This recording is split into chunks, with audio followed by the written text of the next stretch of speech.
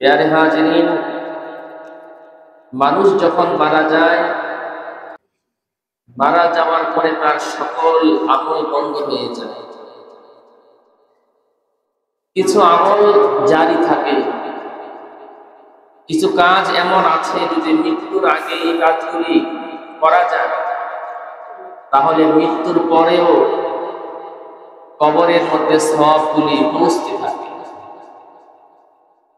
এমন কিছু কাজ আছে, এই কাজগুলি যদি আমরা মৃত্যুর আগে করতে পারি তাহলে মৃত্যুর পরেও কবরের মধ্যে আমাদের সওয়াব পৌঁছতে থাকে। কোন মানুষ যদি মারা যাওয়ার পরে, কবরে যাওয়ার পরে যদি সে নামাজ পড়ে, যদি সে কোরআন পড়ে, যদি কোনো আমল করে, এই আমল কোনো কাজে আসবে না। যা আমল করতে হবে মৃত্যুর আগেই করতে হবে, মৃত্যুর আগে করলেই এর বেনিফিট পাওয়া যাবে। মৃত্যুর পরের কোনো আমল কাজে আসবে না। আল্লাহ পাক রব্বুল আলামিন আমাদেরকে পাঠিয়েছেন ইবাদত করার জন্য। আমাদের জীবনে বেঁচে থাকার মূল উদ্দেশ্য খাওয়া আর বাঁচা না। কিন্তু আমরা সকাল থেকে সন্ধ্যা, সন্ধ্যা থেকে সকাল আমাদের ফিকির একটাই থাকে, কি খাবো,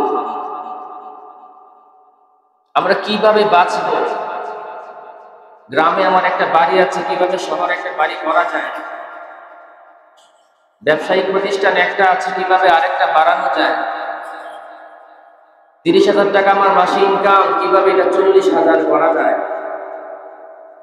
আমার ঘরের মধ্যে পাখা আছে, কিভাবে এসির ব্যবস্থা করা যায়। আমার পাকা বিল্ডিং আছে, কিভাবে টাইলস করা যায়। প্রতিদিন প্রতিনিয়ত আমাদের এই ফিকির থাকে।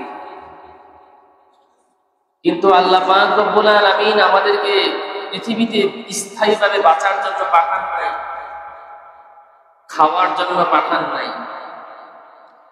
যদি বাঁচার জন্য আল্লাহ আমাদেরকে পাঠাইতেন তাহলে মানুষ হইলাম কেন? মানুষের হায়াত অল্প, তাহলে তো আমি গুইসাপ হওয়া দরকার ছিল। কারণ একটা গুইসাপ হায়াত পায় 400 থেকে 450 বছর। তাহলে আমি মানুষ না হয়ে গুইসাপ হইতাম, শত শত বছর বেঁচে থাকতাম। যেহেতু মানুষ হয়ে এসেছে, আমার হায়াত তো কম। আমি তো খাওয়ার জন্য পৃথিবীতে আসি নাই। যদি খাওয়ার জন্য আসতাম তাহলে মানুষ হইলাম কেন? আমার খাওয়া তো কম, আমি হাতি হয়ে আসতাম, তাহলে আমি অনেক খেতে পারতাম। এমনও মানুষ আছে তাদের ব্যাংক ব্যালেন্স এত টাকা, আল্লাহ যদি তার হায়াত 500 বছরও দেয় আর সে যদি 1 টাকাও কামাই না করে সে 500 বছর খেতে পারবে। এরপরেও দেখেন তার অভাব শেষ নাই, হালাল হারাম বিচারে না, কিভাবে আরো সম্পদ বাড়ানো যায়। অথচ তার জিন্দেগিতে শুধু সে না, তার পরবর্তী প্রজন্ম খেয়ে শেষ করতে পারবে না, এমন সম্পদ আছে তার। এরপরেও তার আরো লাগবে।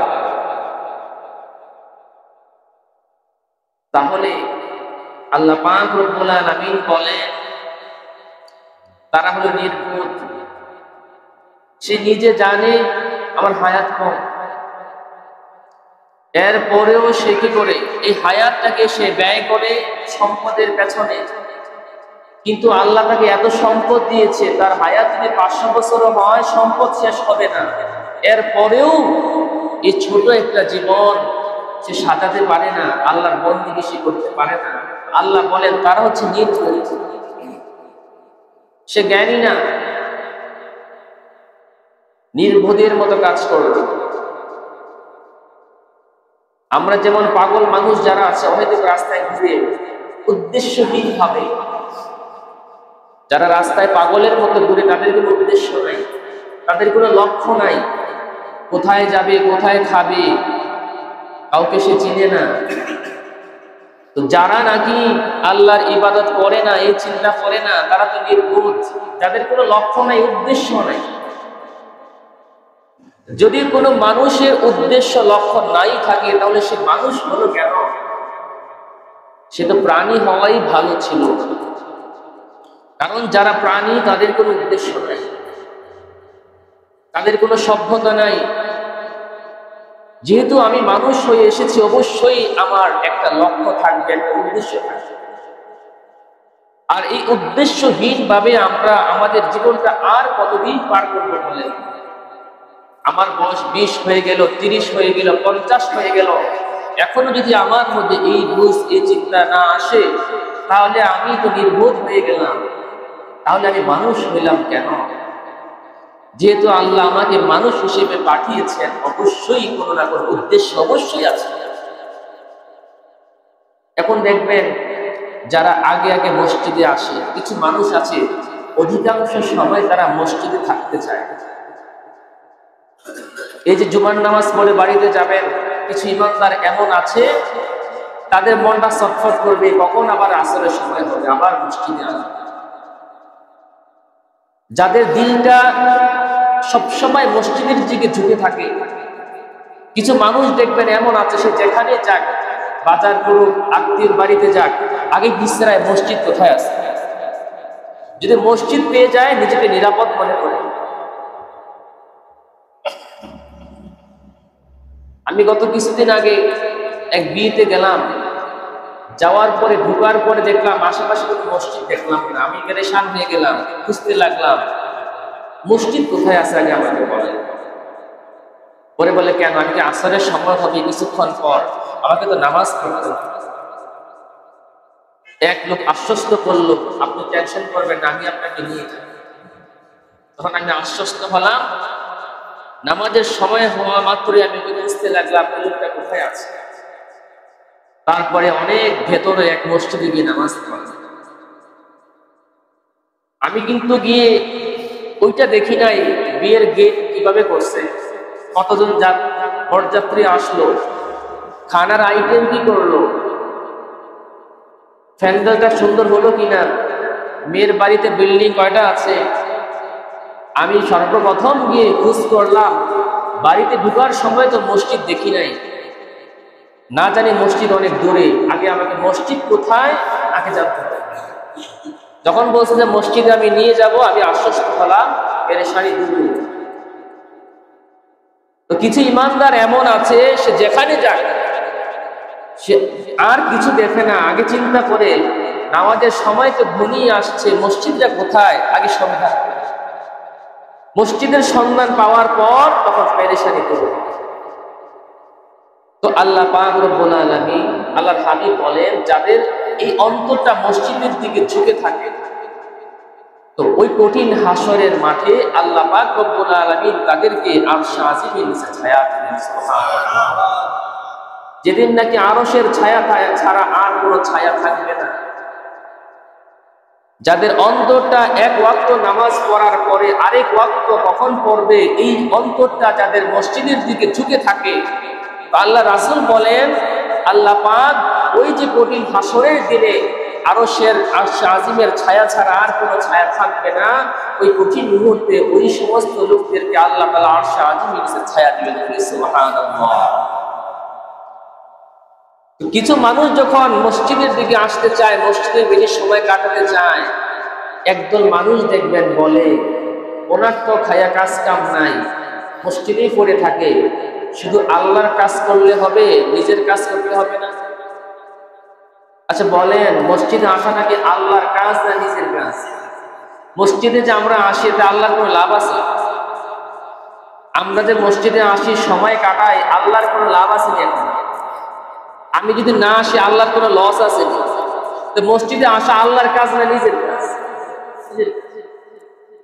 কিন্তু আমরা যারা মসজিদে থাকতে চাই না, দোকানপাটে থাকতে পছন্দ করি, এই সমস্ত মানুষেরা তিরস্কার করে বলে কি, ওনার তো খাইয়ার কাজ কাম নাই, শুধু আল্লাহর কাজ করে। আল্লাহর কাজ করে লইব, নিজের কাজ কিছু করা লাগবে না। তাহলে মসজিদে আসা কি আল্লাহর কাজ? আপনি মসজিদে না আসলে আল্লাহর কোনো অসুবিধা হবে? আল্লাহর ক্ষমতা একটু কমে যাবে? আর মসজিদে আসলে আল্লাহ কি কোনো সুবিধা আছে? আর আসলাম তো ইবাদতের জন্য। যারা এই সমস্ত কথা বলে যে আল্লাহর কাজ করলেই হবে না, নিজের কাজও করতে হবে, তাদের জীবনটা হলো উদ্দেশ্যহীন। তারা জানেই না সে পৃথিবীতে কেন আসছে। সে জানেই না পৃথিবীতে আসলো কেন, আল্লাহ তাকে পাঠাইলো কেন, সে নিজেই জানে না। কি মনে করছেন সকাল থেকে সন্ধ্যা পর্যন্ত শুধু ফিকির? আজকে আলুর ভর্তা দিয়ে ভাত খাইছেন, কালকে কিভাবে গরুর মাংস খাওয়া যায়, এই চিন্তায় এটাই দুনিয়া, এটাই জীবন। এই জন্য তো আল্লাহ আপনাকে পাঠাই নাই। এই উদ্দেশ্যহীন আর কত? জীবন তো শেষ হয়ে গেল, উদ্দেশ্যহীন ভাবে একটু চিন্তা করেন। কোন মানুষের যদি উদ্দেশ্য না থাকে, লক্ষ্য না থাকে, আমরা তাদেরকে নির্বোধ মনে করি। সে নির্বোধ, সে একটা পাগল, সে কিছুই বোঝে না, তার কোনো উদ্দেশ্যই নাই, তার কোনো লক্ষ্যই নাই। তো যদি আমার উদ্দেশ্য লক্ষ্যই না থাকে কোনো, তাহলে আমি তো নির্বোধ হয়ে গেলাম। আল্লাহর কাম কোনটা, নিজের কাম কোনটা, এটা আজও বুঝলাম না। নিজের কাজ কোনটা, আল্লাহর কাজ কোনটা, আজও বুঝলাম না। তাহলে আমার জীবনটাই উদ্দেশ্যহীন হয়ে গেল। এজন্য ভাই, এভাবে উদ্দেশ্যহীন আর কতদিন,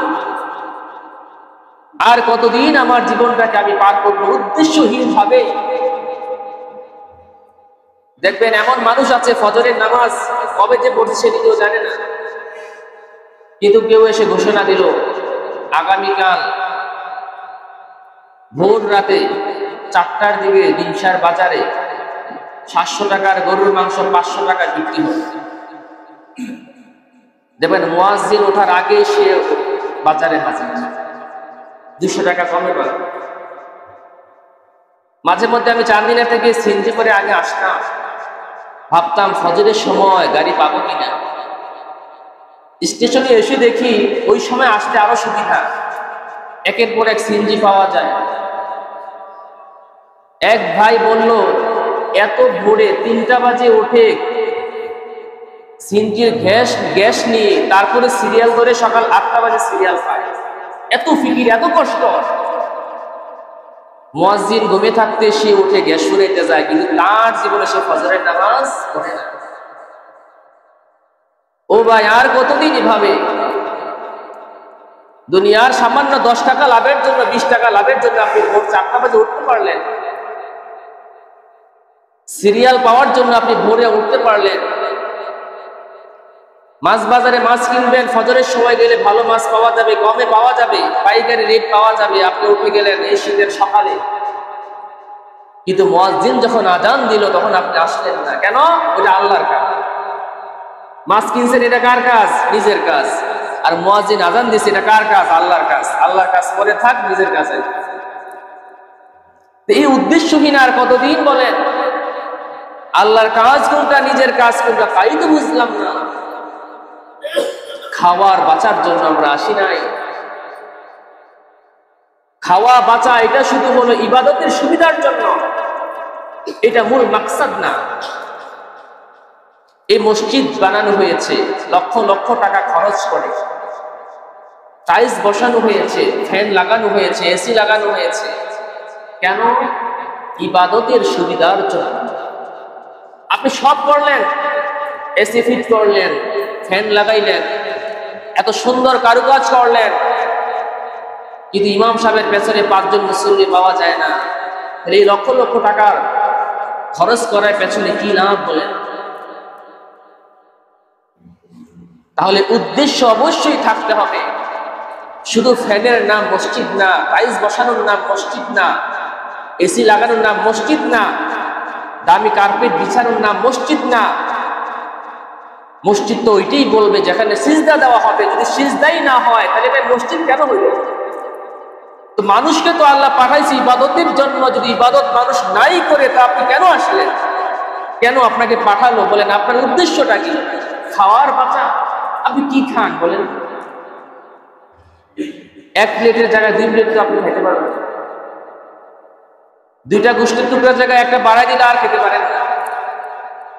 3 বেলাও খেতে পারেন না। 2 বেলা রুটি খান, 1 বেলা কটা ভাত খান। তাও কত নিয়ম নীতি মেনে চলেন। আপনার খাওয়া কতটুকু বলেন? সারাদিন আপনি কি খান?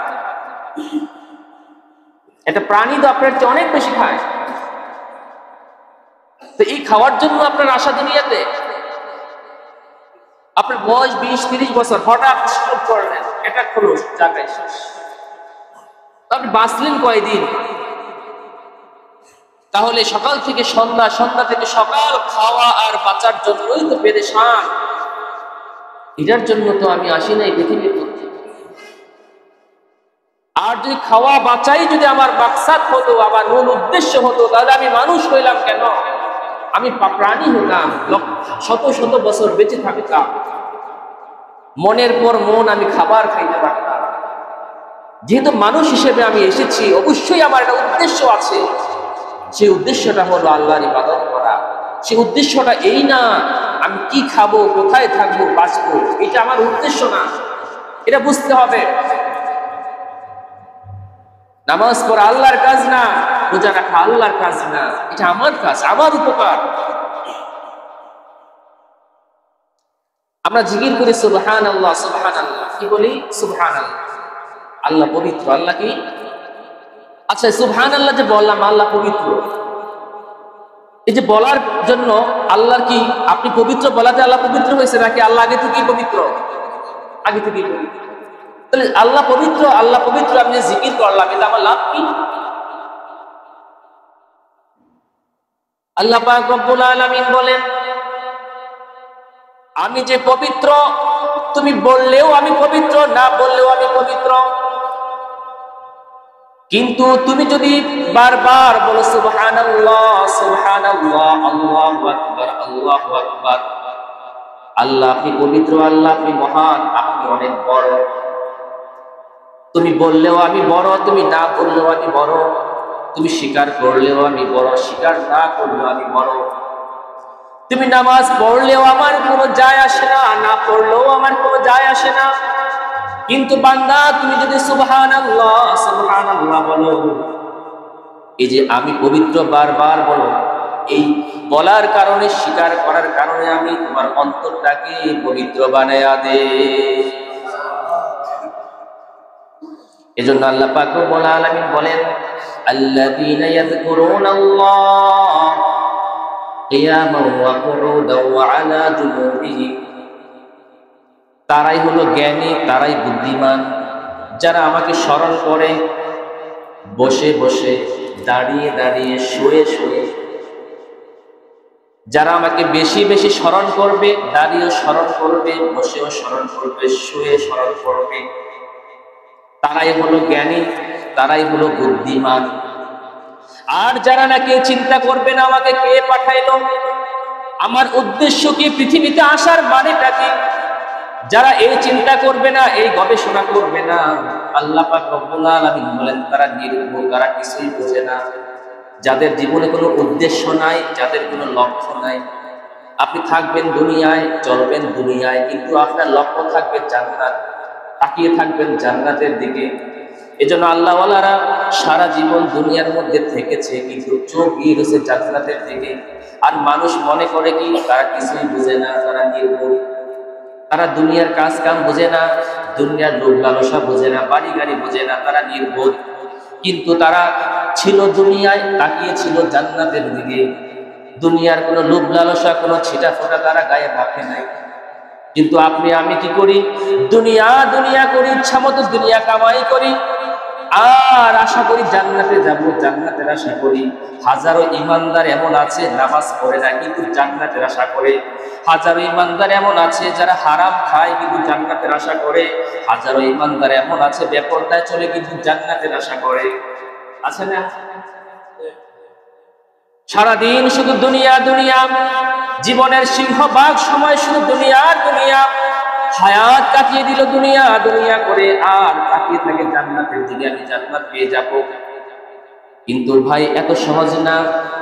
আল্লাহ পাক রব্বুল আলামিন বলেন, যারা চিন্তা করে না, যারা গবেষণা করে না, যারা এই চিন্তা করবে আল্লাহ আমাকে পাঠিয়েছেন, আল্লাহকে যারা স্মরণ করবে, যারা আসমান জমিনের দিকে তাকাবে, ওয়াতাফাক্কারুনা ফিল খালকিস সামাওয়াতি ওয়াল আরদ, যারা আসমানের দিকে তাকাবে, জমিনের দিকে তাকাবে, তারকার দিকে তাকাবে, চন্দ্রের দিকে তাকাবে, সূর্যের দিকে তাকাবে, আর শুকরিয়া আদায় করবে, আর বলবে যে আল্লাহ এই চন্দ্র, এই সূর্য, এই আসমান, এই জমি তুমি অনর্থক বানাও নাই।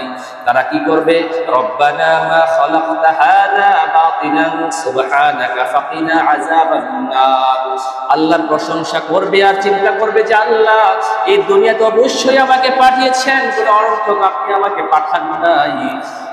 আল্লাহর শুকরিয়া আদায় করবে, আল্লাহর প্রশংসা করবে, আল্লাহর গুণকীর্তন করবে, আর ফাকিনা আযাবান নার, জাহান্নামের শাস্তি থেকে আল্লাহর কাছে পানাহ চাইবে। তাহলে উদ্দেশ্যহীন মানুষের জীবন হতে পারে না।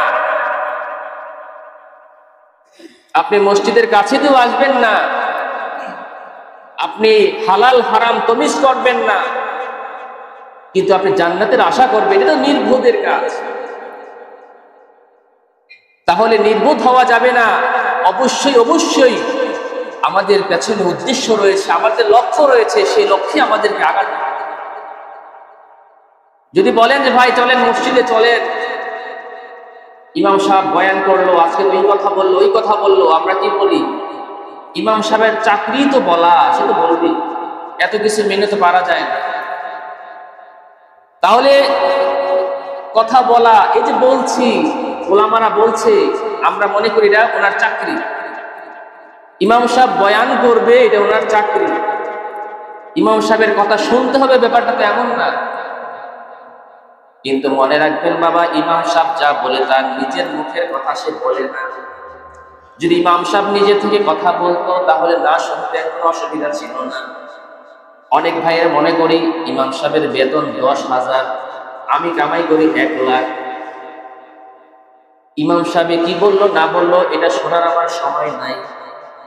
আচ্ছা, ইমাম সাহেব যে বলে, ওলামারা যে বলে, এটা কি নিজের কথা বলে? না। কথা কার? যিনি আপনাকে বানিয়েছে তার, যিনি আপনাকে গাইডলাইন দিয়েছে তার কথা। হ্যাঁ, ইমাম সাহেব যদি ব্যক্তিগত কোনো স্বার্থে কথা বলে সেটা আপনি মানবেন না, দরকার নাই।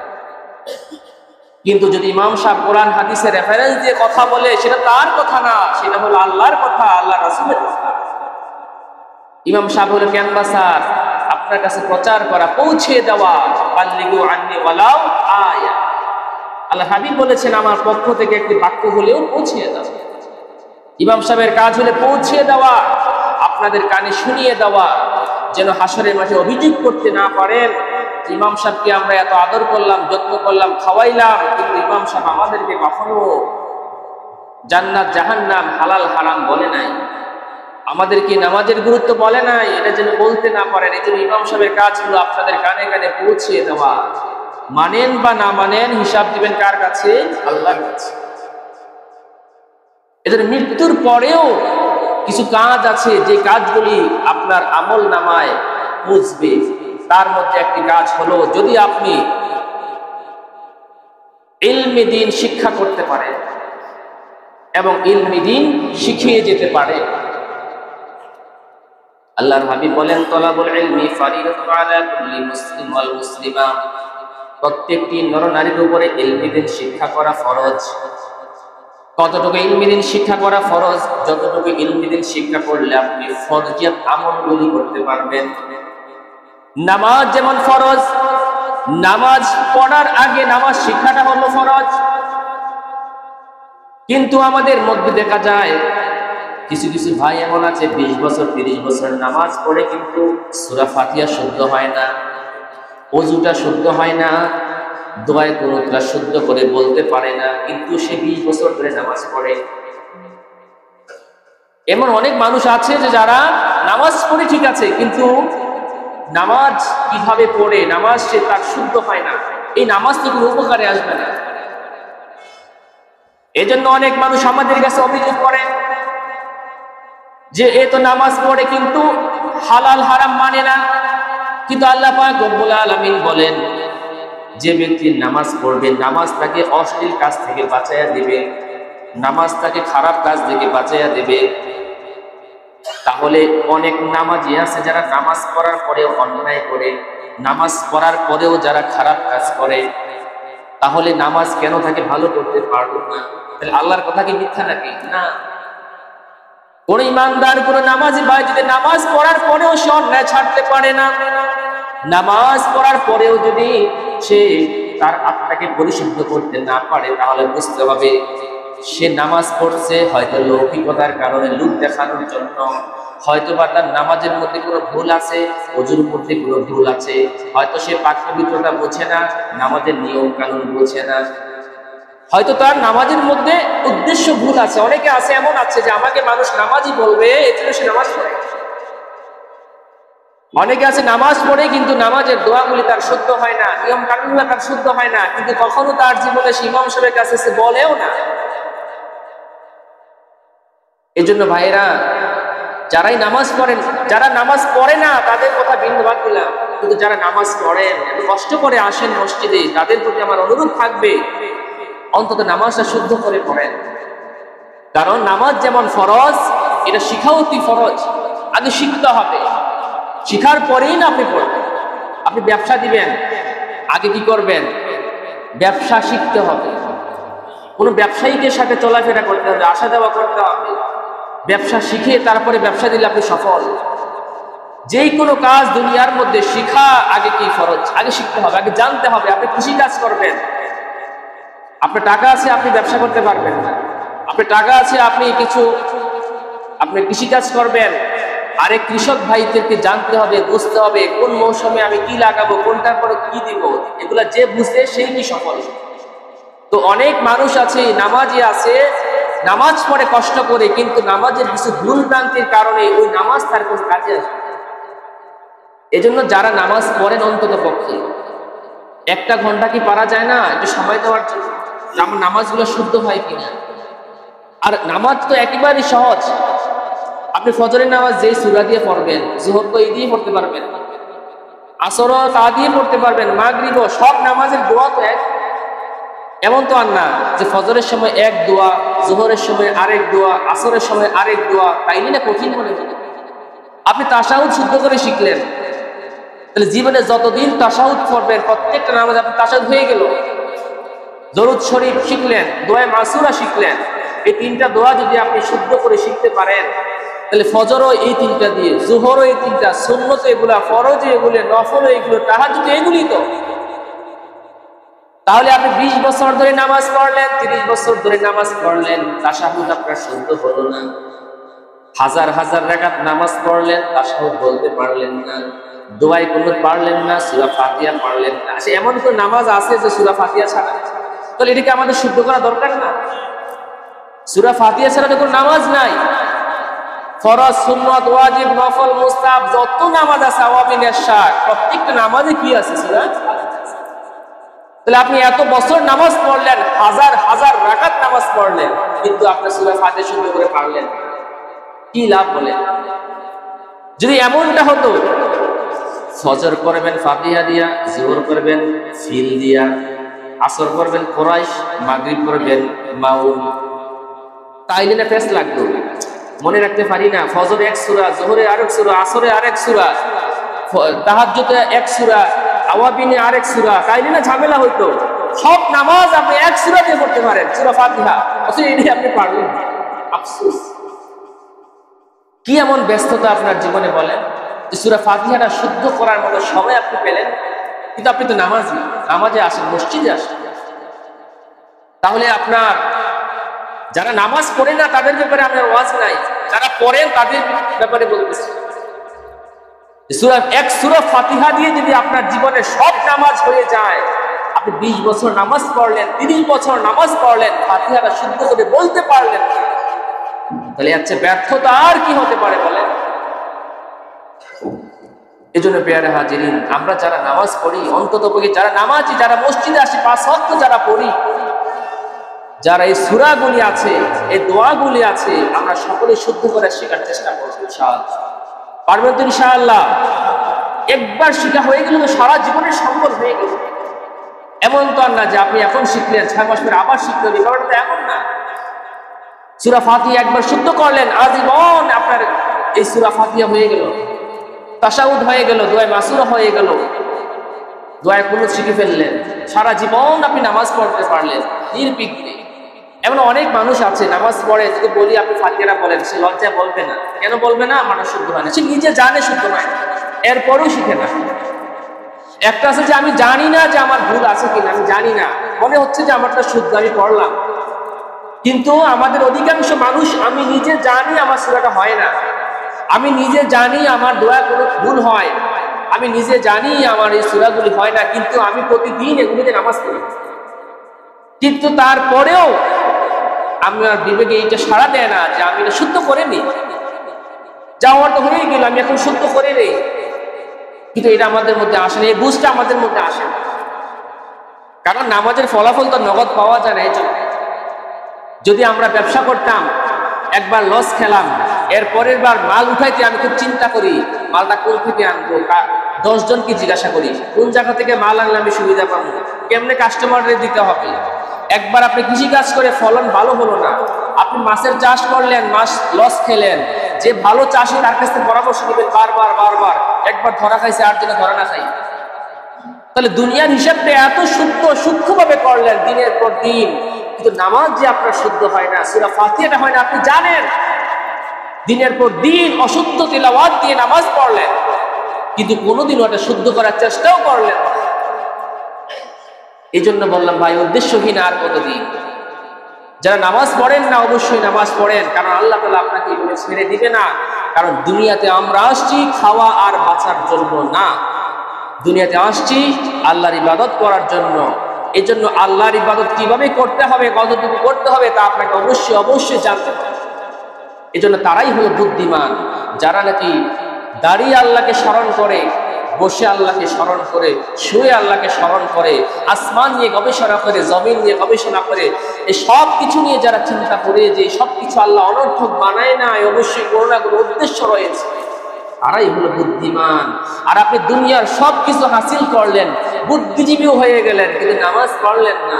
আল্লাহ কেন পাঠালো, এই উদ্দেশ্যহীন ভাবে জীবন যাপন করলেন। আর দুনিয়াতে আপনি বুদ্ধিজীবী, হাজারো ফ্যামিলির সমস্যা সমাধান করে দেন, অনেক জটিল জটিল সমস্যা আপনি সমাধান করে দেন, কিন্তু নিজে জাহান্নাম থেকে বাঁচাতে পারলেন না। আপনি কি হাজার হাজার মানুষের সমস্যা কি করলেন, সমাধান করে দিলেন, কিন্তু নিজের সমস্যাটা সমাধান করতে পারলেন না, নিজেকে জাহান্নাম থেকে বাঁচাতে পারলেন না। আপনার মতো নির্বোধ আর কেউ না।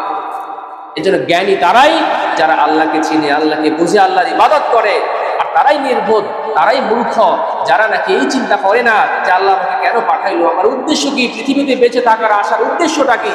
যারা এই চিন্তা করবে না, তারাই হচ্ছে নির্বোধ। আল্লাহ তাআলা আমাদের সকলকে সঠিক জ্ঞান অর্জন করার তৌফিক দান করুক, এবং আমরা যেন 5 ওয়াক্ত নামাজ যেন জামাতের সাথে পড়তে পারি, সহি শুদ্ধ করে যেন আমরা সূরাগুলো তিলাওয়াত করতে পারি। আল্লাহ তাআলা আমাদের সেই তৌফিক দান করুক, বলি আমিন।